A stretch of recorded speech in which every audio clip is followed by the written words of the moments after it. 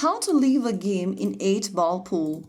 Hi everyone, welcome back to another video from Tech for Gamers. Today in this video, I'm gonna be guiding you through how you can easily leave a game in between in 8-ball pool. If you want to leave a game in 8-ball pool, first of all go ahead and get inside the game. Once you're inside, go ahead and find the menu icon at the top left corner from your game page. Once you do that, you'll see this expanded menu. Click on Leave.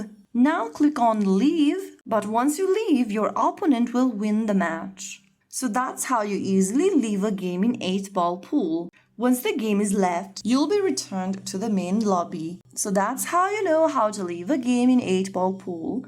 If you found the video helpful, don't forget to like, share and subscribe to our channel. I will see you again in the next video. Thank you for watching.